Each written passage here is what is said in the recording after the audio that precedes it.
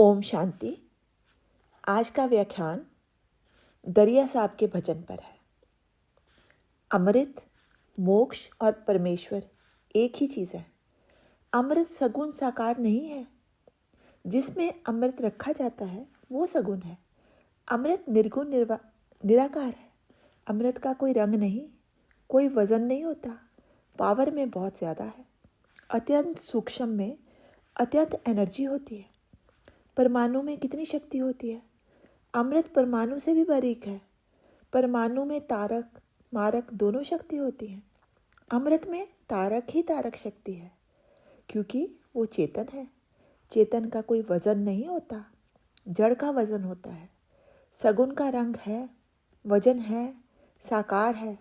निर्गुण को कैसे तोलोगे। पृथ्वी, सूरज, नक्षत्र, काया सबका वजन है। नाखून, बाल तक का वजन है। निर्गुण निराकार कैसे कार्य करता है। सगुण साकार को सार्थक करने का काम निर्गुण निराकार करता है। मस्तिष्क की कल्पना कैसी है, क्या उसका कोई रूप रंग है। परमात्मा इस संसार की प्रेरणा है, उसका वजन नहीं हो सकता। जिसका तोल होगा वो परमात्मा नहीं, जिसका तोल होगा उसका फिर मोल भी होगा, लेकिन परमात्मा तो अनमोल है। अमृत अनमोल है। अगर मोल वाला होता तो तोल वाला होता, तो बाजार में मिलता। अमीरों ने तो ढेर इकट्ठा कर लिया होता। इतना कीमती है, इतना सूक्ष्म है, अत्यंत महत्वकारी। जितने प्राण महत्व है, अनमोल है।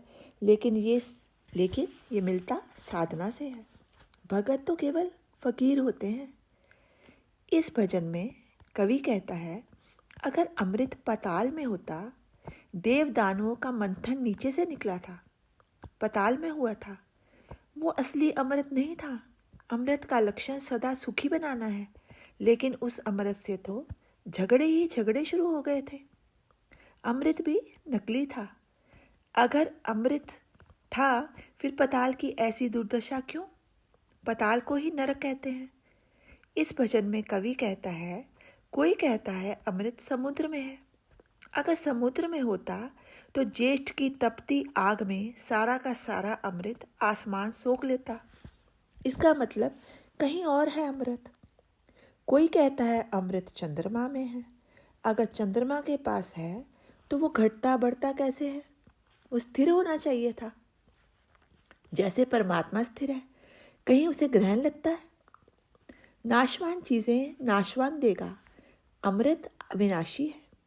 बाकी सब चीज़ों का रूपांतर हो जाता है। खीर 24 घंटे बाद गंध बन जाती है। सुगंध भी शाश्वत नहीं है, दुर्गंध वाली बन जाती है। खीर अमृत नहीं हो सकती।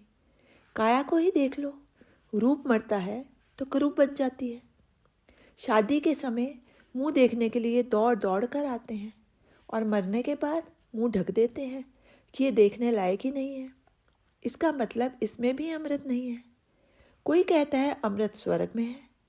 कितना भोला है ये संसार। अगर स्वर्ग में अमृत है तो देवता अमृत छोड़कर बार बार यहाँ क्यों आते। माया से मरने लायक ही मिलेगा। रूप रंग सब मरने वाला है। मरने वाला अमृत कैसे दे सकता है। तुम कितना भी दान पुण्य करो, स्वर्ग के लिए पुण्य खत्म, चल नीचे। महापुरुष पाप पुण्य दोनों से मुक्त है। नरक भी टेम्परेरी है। जैसे कोई बुरा काम करता है, उसे 2 साल का कैद होता है, फिर उसे जेल से छोड़ दिया जाता है। चाहे वो कहे मुझे यहीं रहना है, उसे बाहर निकाल दिया जाता है। नरक भी शाश्वत नहीं है। स्वर्ग में भी पुण्य खत्म होते ही निकाल दिया जाता है। ऐसा ही हाल होता है। फिर होता है पुनर्जन्म। सारी बातों का सार अमृत होता है। संतों के पास अमृत होता है। संतों के पास ज्ञान अमृत देते हैं। ज्ञान का क्या वजन होता है, क्या आकार होता है। ये निर्गुण निराकार, कोई रूप नहीं, कोई रंग नहीं। ज्ञान ही अमृत है। ज्ञान बिक्री की चीज़ नहीं है। अमृत बिक्री की चीज़ नहीं है। भगवान के नाम की संपत्ति अमृत होती कोई लूटता कैसे। माया सबके यहाँ डाके डालती है।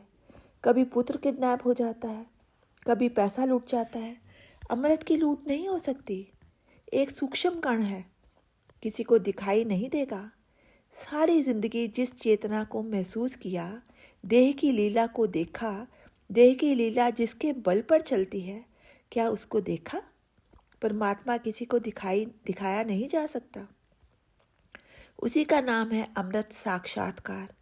ये दिखाया नहीं जा सकता। हम चमत्कारों के पीछे जाते हैं। बुद्धि की चालाकियां हैं, बुद्धि से निकलती हैं। बुद्धि की साधना से परमात्मा अपने पास आने वाले की कसौटी करता है। अगर तो कसौटी में खरा उतर जाए तो ठीक, नहीं तो पलटा खाता है। कभी कभी रोटी के पाले भी पड़ जाते हैं।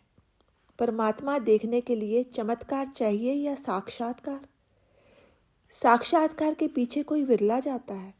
जो चमत्कार के पीछे जाता है वो जादूगर है। अमृत के अनंत नाम कितने जपोगे? ये अमृत का कण चेतना का कण है।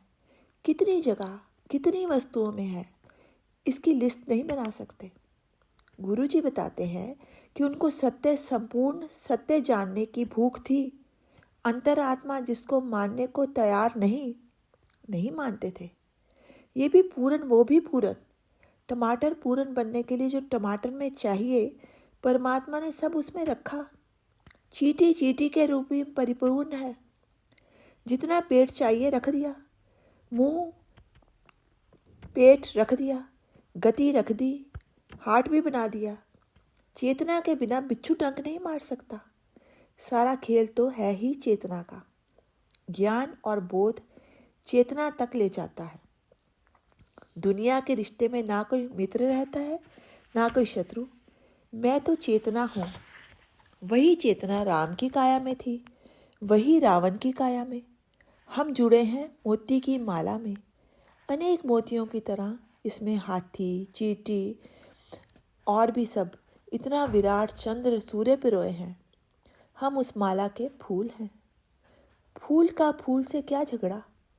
फूल क्या आपस में विरोधी समझते हैं? जितने पदार्थ हैं पुष्प हैं, इनमें चेतना का धागा है। सारे भेदभाव फिर मिट जाते हैं। ओम शांति। शेष